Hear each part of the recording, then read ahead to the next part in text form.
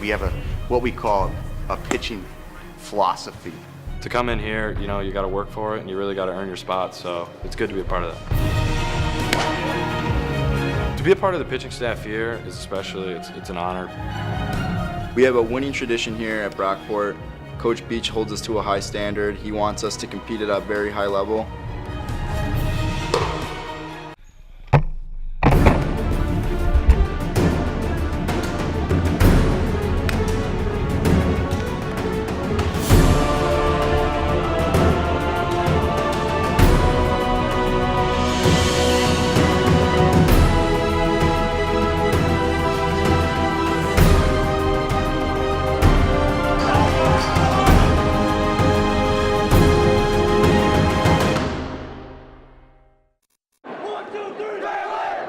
Sharon Classic this weekend from RIT's Ritter Arena. 8 teams, 4 games over 1 day. Dylan O'Hare picking corners as the Pittsburgh Panthers beat the Grease Thunder 5-2. Victor and Gates Chilai also skating at RIT. Spartans held a 2-1 lead going into the third. Kevin O'Brien sweet sauce to Patrick Manning.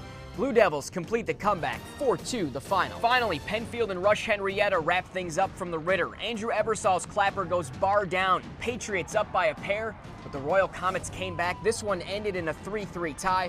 Webster Thomas skated away with the first game 7-1 over Spencerport. Also in the high school ranks, Jake Zembeck's junior season ended in controversy. His decision on where to attend college, much less convoluted. Zembeck announced over Twitter he's verbally committed to Penn State. To the pro game, it's been no shave and no wins for the Rochester Americans over Movember. On Friday, the Amerks saw a rare win in overtime, thanks to Phil Veroni.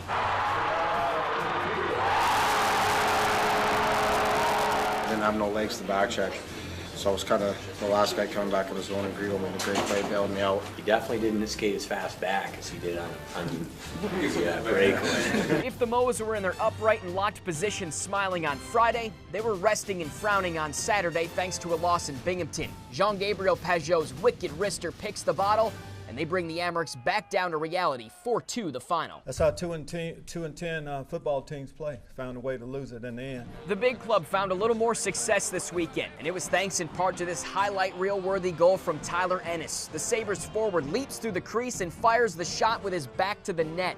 Sabres caught a bounce and beat the Canadiens 2-1 on Friday. Winning breeds confidence. And winning can cure a lot of things. Wise words from Drew Brees, winning curing the blues for Sabres fans. Amerks forward Tim Schaller got his first NHL call-up on Saturday in Montreal. Buffalo forced a shootout. Jonas Enroth stops all 5 shooters, and Brian Flynn ends it in the 5th round.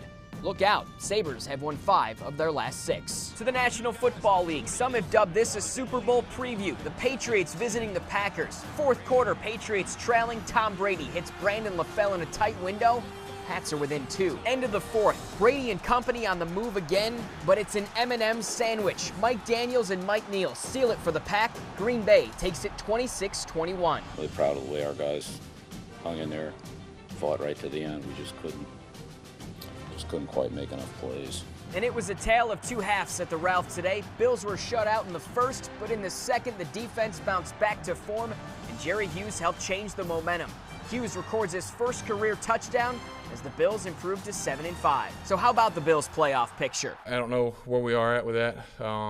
Leave it to the mathematicians. 31st Olympiad welcomed back the sport of wrestling. Watching intently from their home in Penfield, Scott Kropman and his 7 children. Wrestling isn't just a sport for this family, it means more. Wrestling is a way of life. You gotta keep wrestling. A lot of time, buddy, a lot of time. Go for it, buddy, there you go. He's gonna get better every match. So for him, losing is gonna make him better.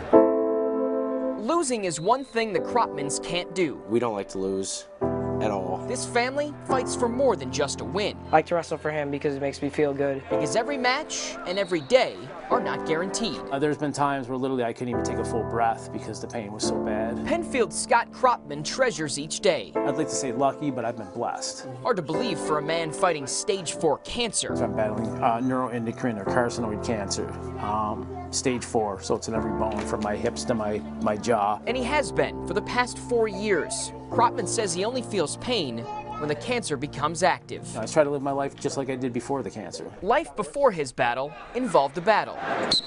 Wrestling is basically my whole life. Without wrestling, I don't know if I'd be the same person. It's kind of in my blood. It's really what I've been doing for my whole life. Wrestling, I think, psychologically is probably the toughest sport there is. At face value, wrestling is a one-on-one contest, and oftentimes fighting cancer can seem similar.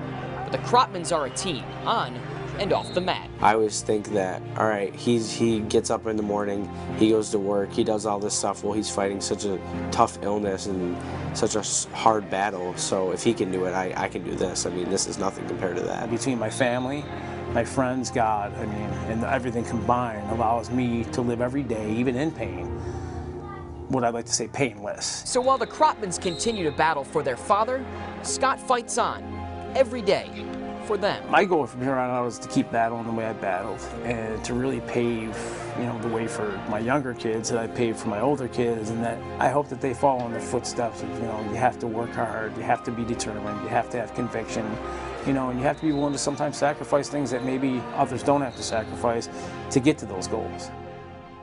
An amazing story, an amazing family. Scott says while the pain has returned this summer, he takes one day at a time, and I'm happy to report that he has enjoyed these Olympic Games pain-free with his family. Amanda?